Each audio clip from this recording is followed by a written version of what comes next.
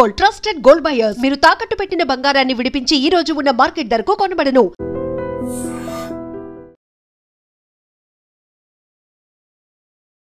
అందరికీ నమస్కారం. Welcome back to ID media. నేను మీ ఝాన్సీ. మన ఆయుర్వేదం ప్రోగ్రామ్కి అందరికీ స్వాగతం. సో కాన్స్టిపేషన్ ప్రాబ్లమ్స్, ఈ మలబద్ధక సమస్యలతో బాధపడే వాళ్ళు కొంతమంది మెడికేషన్ తీసుకోవడానికి ఇబ్బంది పడుతూ ఉంటారు. సో వాళ్ళకి టాబ్లెట్స్ ద్వారా కాకుండా మన ఇంట్లో ఫైబర్ ఫుడ్ తినండి అని చెప్తూ ఉంటారు కదా. మరి ఫైబర్ ఇంటేక్ ఎక్కువగా తీసుకుంటే మలబద్ధక సమస్యలు ఏమైనా తగ్గే ఛాన్సెస్ ఉంటాయి. ఈ ఫైబర్ అంటున్నాం. అసలు ఈ ఫైబర్ కంటెంట్ అనేది ఎందులో ఉంటుంది, పూర్తి ఇన్ఫర్మేషన్ తెలుసుకుందాం. ప్రస్తుతం అంతా ఉన్నారు 35 ఏళ్లకు పైగా ఆయుర్వేద వైద్యంలో ఆయుర్వేద వైద్య సేవలను అందిస్తున్న చిటిపొట్ల మధుసూదన్ శర్మ గారు. మాట్లాడేద్దాం. నమస్తే సార్. నమస్తే. సార్, నిజంగా ఫైబర్ కంటెంట్తో మనం మలబద్ధక సమస్యని నివారించవచ్చా? ఈరోజు డౌట్ ఇది. నిజంగా అసలు మలబద్ధకానికి కారణమే ఫైబర్ రహితమైనటువంటి, ఫైబర్ తక్కువ ఉన్నటువంటి ఆహారం తీసుకోవడం అమ్మా. సో ఎప్పుడైతే ఫైబర్ సఫిషియెంట్గా ఉన్నటువంటి ఆహారం తీసుకుంటామో 100లో దాదాపు 95% లేదా 99% మలబద్ధక సమస్య రాదమ్మా. అంటే అంత ఫ్రీగా మోషన్ అయిపోతుంది. సో ప్రతి చోట ప్రతి ఒక్కరు చెప్పేది కూడా, వైద్య ప్రపంచం చెప్పేది కూడా ఫైబర్ ఫుడ్ బాగా తీసుకోండి, మోషన్ బాగా ఇదవుతుంది. మోషన్ బాగా అవడమే కాకుండా ఫైబర్ ఫుడ్ తీసుకోవడం వల్ల గట్ బ్యాక్టీరియా ఈ మధ్యకాలంలో మరి ప్రపంచవ్యాప్తంగా విశేషమైనటువంటి ఆదరణ పొందినటువంటి ఇదమ్మా. ఫైబర్ వల్ల గట్ బ్యాక్టీరియా బాగా పెరుగుతుందని చెప్పేసి గట్ బ్యాక్టీరియా మీద విపరీతమైన ఫోకస్ ఏర్పడుతుందమ్మా. సో ఈ గట్ బ్యాక్టీరియా కూడా మంచి బ్యాక్టీరియా ఈ ఫైబర్ ఫుడ్ వల్ల పెరుగుతుందని చెప్పేసి కూడా ప్రపంచవ్యాప్తంగా కూడా దీనికి మంచి గుర్తింపు వచ్చిందమ్మా. సో ఈ ఫైబర్ ఫుడ్ వల్ల గట్ బ్యాక్టీరియా అంటే మంచి బ్యాక్టీరియా పెరగడంతో పాటు కొన్ని రకాలైన క్యాన్సర్ వ్యాధులు కానీ, అదేవిధంగా కొన్ని రకాలైన ప్రాణాంతకమైనటువంటి వ్యాధులు కూడా రావని చెప్పేసి కూడా పరిశోధనలు కూడా తేల్చి చెప్తున్నాయమ్మా. కాబట్టి ప్రతిరోజు కనీసము 30% 40% ఫైబర్ ఖచ్చితంగా మనం తీసుకునేటువంటి ఆహార పదార్థాల్లో ఉండాలని చెప్పేసి వైద్య ప్రపంచం తెలియజేయడం జరుగుతుందమ్మా. సరే, ఇదంతా నాణ్యానికి ఒకవైపు. ఈ యొక్క మోషన్కి సంబంధించినటువంటి అంశానికి వస్తేమా, ఫైబర్ ఫుడ్ మోషన్కి చాలా చాలా అవసరము. ఈ ఫైబర్ ఫుడ్ ఉన్నటువంటి ఆహార పదార్థాల్లో పళ్ళల్లో ఫైబర్ ఉంది, ఆకుకూరలో కూరగాయల్లో ఫైబర్ ఉంది, విత్తనాల్లో ఫైబర్ ఉంది. మెయిన్గా ఫైబర్ ఎక్కువ ఉన్నటువంటి వాటిని గురించి కొన్ని ప్రస్తావిస్తానమ్మా. ఇవి తీసుకోవడం వల్ల ఇంచుమించు ఎలాంటి ఔషధాలు లేకుండా మోషన్ ఫ్రీ అయ్యేటువంటి పరిస్థితి ఏర్పడుతుంది. సో ఫస్ట్ ఫ్రూట్స్ గురించి చెప్తానమ్మా.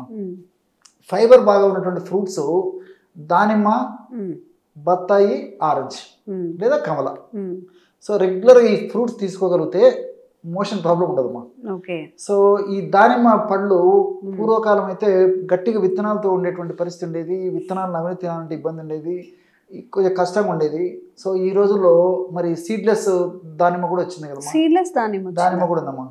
సో ఒకవేళ సీడ్ కొద్ది గొప్ప ఉన్నా ఈజీగా నవలగలిగేటువంటి పరిస్థితి వచ్చింది. కాబట్టి మరి మంచిగా దానిమ్మ పండు రోజు తీసుకోవడం వల్ల చాలా చక్కటి ఫలితం కలుగుతుంది. ఫైబర్ ఎక్కువ స్థాయిలో ఉంటుంది కాబట్టి మోషన్ ఫ్రీగా అయ్యేందుకు దానిమ్మ పండు ఉన్నటువంటి ఫైబర్ చాలా చక్కగా ఉపయోగపడుతుందమ్మా. కానీ దానిమ్మ రసం వల్ల అంత ఉపయోగం ఉండదమ్మా. కాబట్టి పండ్లన్నా నమిలి తిన్నప్పుడే ఫైబర్ ఎక్కువ స్థాయిలో, అంటే సాల్యుబుల్ ఫైబర్, ఇన్సాల్యుబుల్ ఫైబర్ రెండు కూడా శరీరంలోకి పోయేదానికి అవకాశం ఉంటుంటుంది అన్నమాట. కాబట్టి ఆ విధంగా దానిమ్మ పళ్ళు మంచిది. సో రెండవది బత్తాయి లేదా కమల, ఏదో ఒకటమ్మా. సో రోజు 2 లేదా 3 పళ్ళు పై ఆ తొనల్లో స్కిన్తో అట్లే నమిలి తినేసేయచ్చు. విత్తనాలు తీసేసి ఆ తొనలు నమిలి మింగేసినా సరిపోతుందమ్మా. 2 పళ్ళు ఆవరేజ్ మీద తీసుకుంటే సరిపోతుంది. తినగలిగితే 3 తినొచ్చమ్మా. సో ఈ విధంగా తీసుకోవడం వల్ల కూడా ఈ బత్తాయి, తర్వాత ఈ ఆరెంజ్ లేదా కమలలో కూడా ఫైబర్ ఎక్కువ ఉంటుందమ్మా. సో ఇవి తీసుకోవడం వల్ల కూడా ఏమవుతుందంటే ప్రేవుల్లోకి వెళ్ళిన తర్వాత ఈ ఫైబర్ ప్రేవుల్లో ఉన్నటువంటి ఆ యొక్క నీటిని కూడా బాగా పీల్చేసి మలం అంతా బాగా ఉబ్బేసేసి ఫ్రీగా ఈజీగా మోషన్ పలచబడేటట్టు కూడా ఉపయోగపడతాయమ్మా.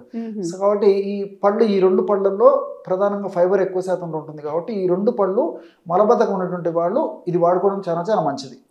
ఈ బత్తాయి తర్వాత ఆరెంజ్ కూడా ఈ నమిలి తినడం వల్లనే నేను చెప్పినటువంటి ప్రయోజనం చేకూరుతుంది. కానీ మరి మిక్సీ వేసేసి జ్యూస్ తాగితే మాత్రం ఆశించినటువంటి ప్రయోజనం దొరకదమ్మా. ఇవన్నీ షుగర్ పేషెంట్స్ తినొచ్చా సార్? తీసుకోవచ్చమ్మా, అందుకో చెప్పానమ్మా. దానిమ్మ తీసుకోవచ్చు, బత్తాయి తీసుకోవచ్చు, ఇబ్బంది ఏంటమ్మా. జ్యూస్ తాగితే కొంతవరకు ఏదైనా ఇబ్బంది కలగవచ్చేమో, కానీ పండుగ తీసుకుంటే దానివల్ల ప్రాబ్లం ఉండదు. మితంగా లిమిటెడ్ గా మనం రోజు రెగ్యులర్ గా తీసుకోవడం వల్ల ప్రాబ్లం ఉండదు. ఓకే, వెజిటబుల్స్ లో ఏముంటాయి?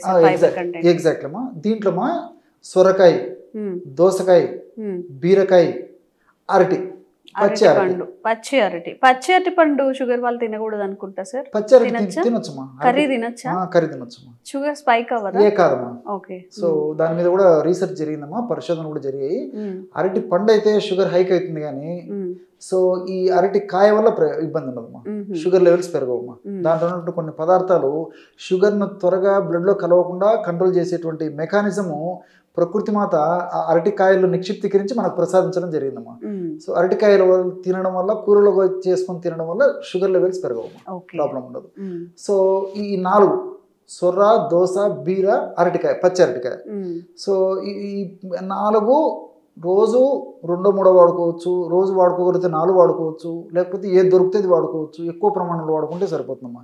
సో ఈ బీరకాయ కూడా మరీ ముదిరినది అయితే పైన కొద్దిగా చెక్కు తీసేసి కూరలాగా చేసుకొని వాడుకోవచ్చు. లేత బీరకాయ అయితే అలాగే తరిగేసేసి కట్ చేసేసుకొని వాడుకుంటే సరిపోతుందమ్మా. చెక్కు చాలా ముఖ్యమమ్మా, పైన చెక్కు తీయకుండానే తినాలి. ముదిరినది అయితే కాస్త చెక్కు తీసేయచ్చు, లేకపోతే మాత్రం అలాగే తినడం, వండుకొని తినడం మంచిది. మొత్తం అదే పైన తోలంతా ఉంచేస్తే అట్లా చేసుకొని తినాలమ్మా, అందులో ఫైబర్ ఎక్కువ ఉంటుంది అనమాట. అదే విధంగా మనం ఏం చేస్తాం, మొత్తం పీల్ చేసేసి చక్కగా కడిగేసి ముక్కలు చేసుకుంటాం.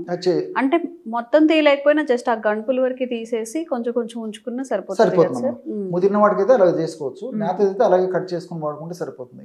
అదే విధంగా ఇప్పుడు దోసకాయను కూడా అలాగే కట్ చేసేసుకొని వండుకొని తీసుకోవచ్చు. సో ఈ పద్ధతిలో సొరకాయ కూడా అంతేమ్మా. సొరకాయ మొదటి చెక్క మరీ ముదిరిపోతే కాస్త పైది కట్ చేయొచ్చు, కానీ లేతగా ఉన్నటువంటిది అయితే సొరకాయను అదే పైన స్కిన్ కట్ చేయకుండా అలాగే ముక్కలు చేసుకొని వండుకుంటే సరిపోతుందమ్మా. సో ఈ విధంగా చేయొచ్చు. అదేవిధంగా పచ్చి అరటికాయమ్మా, అరటికాయను కూడా పైన స్కిన్ ఇది కాకుండా చాలా మంది ఏం చేస్తారంటే అరటికాయ మనం కట్ చేసినప్పుడు పైన స్కిన్ తీసేసి లోపల ముక్కలు వాడుకుంటారు జనరల్గా. కొంతమంది అయితే విత్ తొక్కతో కూడా వాడుకుంటారమ్మా. తొక్కతో వాడుకోవాలమ్మా. కట్ చేసేసి తొక్కతో సహా కర్రీలో వేయాలా?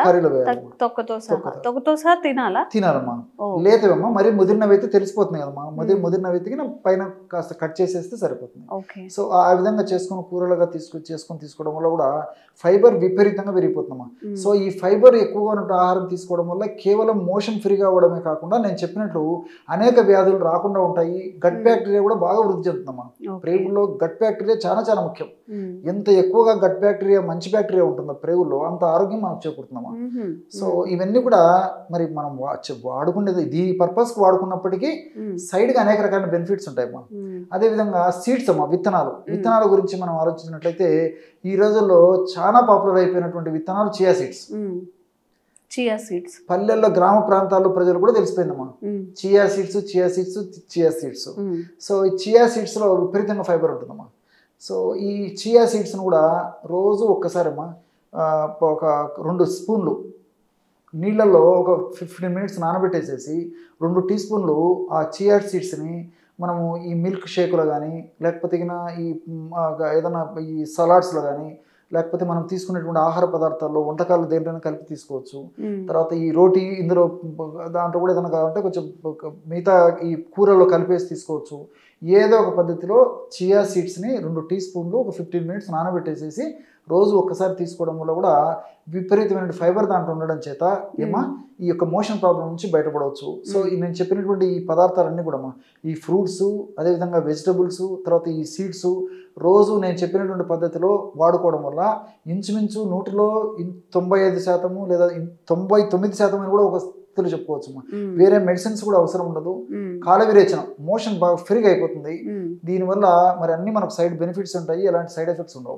మలబద్ధకం ఉన్నప్పుడు చిన్న పిల్లల దగ్గర నుంచి పెద్దవాళ్ళ వరకు కూడా చాలా ఇబ్బంది పడుతూ ఉంటారు. మోషన్ ఫ్రీగా కాకపోవడం, 2-3 డేస్ మోషన్ అవ్వకపోవడం, దానివల్ల రిలేటెడ్ ఇంకా ఇష్యూస్ వస్తూ ఉంటాయి. కాబట్టి మలబద్ధక సమస్యని మనం ఎలా నివారించుకోవచ్చు?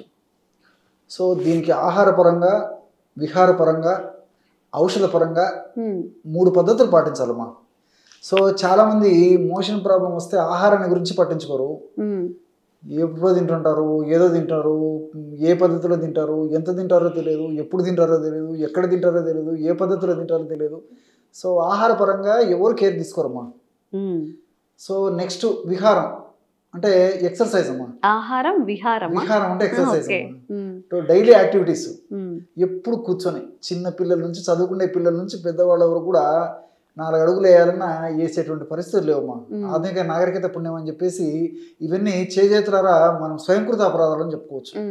సో తీసుకునేటువంటి ఆహార విధి విధానాలు సక్రమంగా లేకపోవడం, అట్లే మరి కనీసము మినిమం వ్యాయామం లేకపోవడం బాడీకి, ఈ 2 కారణాల వల్లనే చాలా మందిలో ఈ మలబద్ధక సమస్య కలుగుతుంటుందమ్మా. అంటే మోషన్ ఫ్రీగా కాకపోవడం. సో కాల విరేచనం ఆరోగ్యకరణం శ్రేష్టం అని చెప్పేసి మన మహర్షులు చెప్పినట్లు, మరి ఆ కాల విరేచనం కాకపోవడం చేతనే ఆరోగ్యకరమైనటువంటి దేహం మనకు ఉండడం లేదు. ఆ యొక్క ప్రభావం మనస్సు మీద కూడా పడుతుంది. సో ఎప్పుడైతే కాల విరేచనం అవుతుందో అప్పుడు ఇంచుమించు సగం జబ్బులు పోయినట్లేమా. ఉన్నటువంటి జబ్బులు పోయినట్లే, సగం జబ్బులు పోయినట్టు కొత్త కొత్త జబ్బులు రాకుండా కూడా ఉంటాయి. అందుకే సమస్త రోగవర్ధకం మలవర్ధకం అని చెప్పి మలబద్ధకం అని చెప్పేసి కూడా మా పెద్దలు చెప్పడం జరిగింది. సమస్త రోగవర్ధకం మలబద్ధకం. సో ఈ మలబద్ధకం మోషన్ ఫ్రీగా కాకపోవడం అనేది అనేక రకాలైనటువంటి వ్యాధులు పెరిగేదానికి ఇది హేతుభూతంగా ఉంటుంది. అదేవిధంగా కొత్త కొత్త వ్యాధులు వచ్చేందుకు కూడా ఇది ఒక కారణంగా ఉంటుంది అన్నమాట. సో కాబట్టి ఆహార పరంగా అంటే ఫైబర్ ఎక్కువ తీసుకోవాలమ్మా. సో ఫైబర్ అంటే ఇప్పుడు ఆకుకూరలు ఉన్నాయి, తర్వాత ఈ డ్రై నట్స్ ఉన్నాయి, డ్రై ఫ్రూట్స్ ఉన్నాయి, ఇట్లాంటి వాటిల్లో ఫైబర్ ఎక్కువ ఉంటుంది అనమాట. ఇలాంటి ఫైబర్ ఉన్నటువంటి ఆహారాన్ని బాగా తీసుకుంటున్నారు. మరి ఈ రోజుల్లో ఏం చేస్తున్నామంటే మనం ఈ ఫైబర్ ఆహారం తగ్గించేసేసి పిండి పదార్థాలు ఆహారం ఎక్కువ తీసుకుంటున్నాము. అదేవిధంగా ఈ ఫ్యాట్ ఉన్నటువంటి ఆహారాన్ని ఎక్కువగా తీసుకుంటున్నాము. ఇవన్నీ కూడా మరి మలబద్ధకం కలిగేందుకు ప్రత్యక్షంగా పరోక్షంగా హేతుబద్ధంగా ఉంటాయమ్మా. కాబట్టి ఫైబర్ ఎక్కువ ఆహారం తీసుకుంటున్నారు మెయిన్. అదేవిధంగా ద్రవరూపమైన ఆహారం అంటే మనం తీసుకునే ఆహారంలో ద్రవాంశం కూడా బాగుండాలమ్మా. ముఖ్యంగా నీళ్లు ఇలాంటి ద్రవాహారము రోజుకు కనీసము 2 నుంచి 4 లీటర్ల వరకు వాళ్ళ శరీర తత్వాన్ని బట్టి, అదేవిధంగా వాళ్ళ వయస్సును బట్టి, సీజన్ బట్టి, ఆరోగ్య స్థితిని బట్టి వేసేసి ఇతర అనుబంధ లక్షణాలను బట్టి వాడుకుంటున్నారమ్మా. సో ఈ జనరల్ ఇవి. తర్వాత వాకింగ్ కానీ, జాగింగ్ కానీ, తర్వాత స్విమ్మింగ్ కానీ, స్కిప్పింగ్ కానీ, రన్నింగ్ కానీ ఏదో ఒకటి ఒక వ్యాయామం అలవాటు చేసుకోవాలమ్మా. ఇలాంటి చిన్న చిన్న జాగ్రత్తలు తీసుకుంటే చాలా వరకు మలబద్ధక సమస్యలు ఉండవమ్మా. కానీ కొంతమందికి మరి ఈ జాగ్రత్తలు తీసుకున్నప్పుడు కొంతమందిలో మాత్రం మలబద్ధక సమస్య వస్తుంది.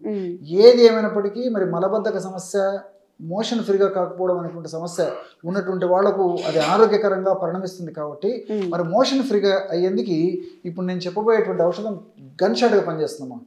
అంటే విత్ ఇన్ ఫస్ట్ డేనే దాని ఫలితం కనిపిస్తుందమ్మా. మరి అటువంటి సమస్య ఉన్నటువంటి వాళ్ళు ఎవరన్నా వాడి మన కామెంట్స్ రూపంలో తెలియజేయచ్చమ్మా. ఎందుకంటే ఇచ్చినటువంటి వాళ్ళలో దాదాపు 199% మందికి అందరికి సక్సెస్ అమ్మా. అలాంటి ఫార్ములా అని చెప్తానమ్మా. దీనికి త్రిఫల చూర్ణం ఒక 100 గ్రాములు కావాలి. మనకు మార్కెట్లో దొరుకుతుంది. త్రిఫల చూర్ణం ఒక 100 గ్రాములు తెచ్చుకోవాలి. రెండవ పదార్థంగా సునాముఖి ఆకు చూర్ణం. సునాముఖి మనకి సునాముఖి ఆకులు ఎండిపోయినవి మార్కెట్లో దొరుకుతాయమ్మా. పౌడర్ కూడా మనకు మార్కెట్లో దొరుకుతుంది. కాబట్టి నేను పేషెంట్లకు చెప్పేది ఏంటంటే ఆకు తెచ్చుకొని మిక్సీలో వేసుకొని పౌడర్ తయారు చేసుకోమని చెప్తానమ్మా. ఎందుకంటే ఎక్కువ రోజులు అది నిలువ ఉంటే అందులో ఉన్నటువంటి ఔషధ గుణాలు తగ్గిపోతాయి అన్నమాట. సో నేను పేషెంట్లకు సజెస్ట్ చేసేది కూడా తెచ్చుకొని తయారు చేసుకోమని చెప్తానమ్మా. సో ఆ సునాముఖి ఆకు పొడి ఒక 50 గ్రామ్స్. అదేవిధంగా బ్లాక్ సాల్ట్, దాన్ని నల్ల ఉప్పు అంటారు, మీకు అందరికి తెలిసే ఉంటుంది. నల్ల ఉప్పు అంటే పానీపూరి గుర్తొస్తుంది. పానీపూరి షాప్లో అది లేని వాడు వ్యాపారం చేయలేదు. సో ఆ పానీపూరి వాళ్ళలో గురించి ఐడియా ఉన్న వాళ్ళకు ఈ నల్ల ఉప్పు గురించి బాగా తెలుస్తుంది. సో మార్కెట్లో దొరుకుతుందమ్మా. ఇది నల్ల ఉప్పు గడ్డలు రూపంలో దొరుకుతుంది, పౌడర్ దొరుకుతుంది. పౌడర్ కూడా ఈజీగా తయారు చేసుకోవచ్చు. అదొక 25 గ్రామ్స్. సో త్రిఫల చూర్ణము ఒక 100 గ్రాములు, సునాముఖి ఆకు చూర్ణము ఒక 50 గ్రాములు, నల్ల ఉప్పు చూర్ణము 25 గ్రాములు. ఈ 3 పదార్థాలను బాగా కలిపేసేయాలమ్మా. కలిపేసి ఒక గాజు సీసాలో నిల్వ ఉంచుకొని రాత్రి పడుకునేటప్పుడు ఒక 1/2 టీ స్పూన్ పౌడర్, ఒక 50 ml వీలైతే అవకాశం ఉండి వస్తుంటే గోరువెచ్చని నీళ్ళలో కలిపి తాగాలమ్మా. అలా వీలు కానప్పుడు మామూలు గది ఉష్ణోగ్రతలో ఉన్నటువంటి నీళ్ళలో కలిపి తాగినా సరిపోతుంది. ఈ విధంగా ఫస్ట్ డోస్ వాడినప్పటికీ రిజల్ట్ మొదలవుతుందమ్మా. చిన్నపిల్లలకు కానీ పెద్దలకు కానీ. సో క్రమంగా కొన్నాళ్ళ పాటు వాడే ఆపేసినప్పటికీ నేను ఇంతకుముందే చెప్పాను, ఏ కారణాల వల్ల అయితే ఈ మోషన్ ఫ్రీగా రావడం లేదో ఆ కారణాలను ఓవర్కమ్ చేయగలిగితే జనరల్గా ఓకే అయిపోతుంది. దానికి తోడు నేను చెప్పినటువంటి ఔషధాలు కొన్నాళ్ళ పాటు వాడుకోవడం వల్ల ఈ ఔషధాల్లో ఉన్నటువంటి ఔషధ గుణాలు సదా మన దేహంలో ఉంటూ సదా రక్షిస్తూ సదా కాపాడుతుంటాయమ్మా. చిన్నపిల్లలకైతే 1/2 డోస్ అయితే సరిపోతుందమ్మా. ఇప్పుడు 1/2 టీ స్పూన్ పెద్దలకి, మరి 15 సంవత్సరాల వయసున్నటువంటి పిల్లలకైతే 1/2 టీ స్పూను, ఇంకా చిన్న పిల్లలకైతే అందులో 1/2, ఇంకా చిన్న పిల్లలకి అందులో 1/2. ఇట్లా వయస్సును బట్టి ఆ యొక్క డోసు నిర్ణయించుకొని వాడుకుంటే సరిపోతుందమ్మా. అందరూ వాడుకోదగ్గ దివ్యమైనటువంటి ఔషధమ్మా. కాబట్టి ఈ యొక్క ఔషధాన్ని మరి తయారు చేసుకోవాలి. కొన్నాళ్ళ పాటు వాడేసిన తర్వాత ఒకవేళ మరీ తర్వాత వాడాలనుకుంటే మళ్ళీ ఫ్రెష్గా తయారు చేసుకొని వాడుకోవాలమ్మా.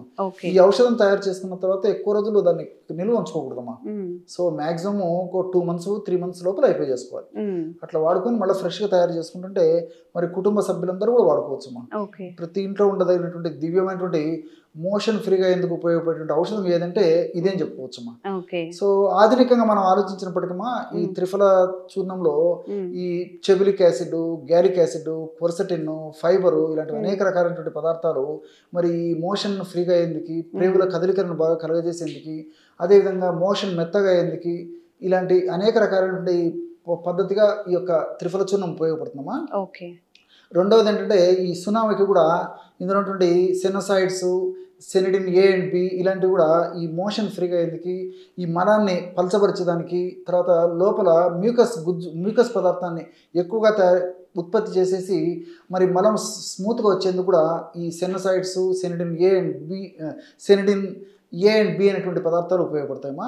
అదేవిధంగా మూడవ పదార్థంగా నల్ల ఉప్పు ఉన్నటువంటి అనేక రకాలైన రసాయన పదార్థాలు, అదేవిధంగా కొన్ని రకాలైనటువంటి మినరల్స్ ఇవన్నీ కూడా ప్రేగుల కదలికలు పెంచేందుకు, అదేవిధంగా ఈ బైల్ జ్యూస్ ఉత్పత్తిని బాగా పెంచేందుకు, ప్రేగుల్లో కొన్ని రకాలైనటువంటి జీర్ణరసాల ఉత్పత్తిని పెంచేసి ప్రేగుల కదలికలను బాగా కలగజేసేసి ఈ యొక్క ఔషధాల గుణాన్ని కూడా పెంచేందుకు కూడా ఈ నల్ల ఉప్పు ఉపయోగపడుతుందమ్మా.